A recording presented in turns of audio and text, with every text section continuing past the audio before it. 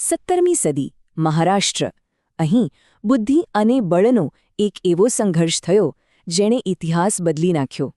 એક ઉભરતા સામ્રાજ્યનો ડર હતો એટલે બીજાપુર સલ્તનતે મોકલ્યો પોતાના સૌથી ઘાતક સેનાપતિને. એ હતા છત્રપતિ શિવાજી મહારાજ. હિન્દવી સ્વરાજ્યના સપના સાથે એ સત્તાને સીધો પડકાર આપી રહ્યા હતા.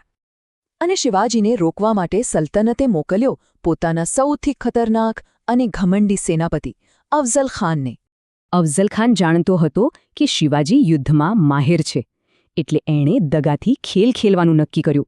એણે પ્રતાપગઢ કિલ્લા પાસે એક મુલાકાત ગોઠવી. પણ એ મુલાકાત નહોતી, એક ઘાતક ષડયંત્ર હતું.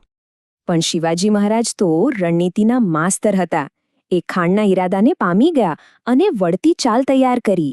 મુલાકાત માટે ના પાડવાને બદલે શિવાજીએ એવી તૈયારી કરી કે શિકારી ખુદ શિકાર બની ગયો. એમની તૈયારીઓ જુઓ.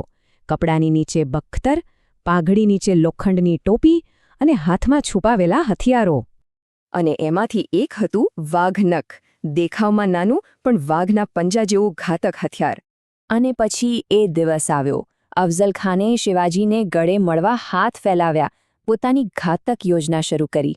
એક જ પળમાં એ આલિંગન દગામાં ફેરવાયું અને એ પછી થયો એક નિર્ણાયક વળતો હુમલો. પણ ખાનનો દાવ ઊંધો પડ્યો. શિવાજીનું બખ્તર એમની ઢાલ બન્યો અને એમનો જીવ બચી ગયો. અને તરત જ શિવાજી મહારાજે વાઘનખનો ઉપયોગ કર્યો. ખાન પર એવો ઘાતક પ્રહાર થયો કે એ ત્યાં જ ઢળી પડ્યો. આ માત્ર એક જીત નહોતી, આ તો શિવાજી મહારાજના શાસનના સિદ્ધાંતોનું જીવતું જાગતું ઉદાહરણ હતું. એમનો વારસો જુઓ તો ખરા. ગેરીલા યુદ્ધમાં મહારથ, સ્ત્રીઓ માટે અપાર સન્માન અને ભારતનું પહેલું શક્તિશાળી નૌકાદળ.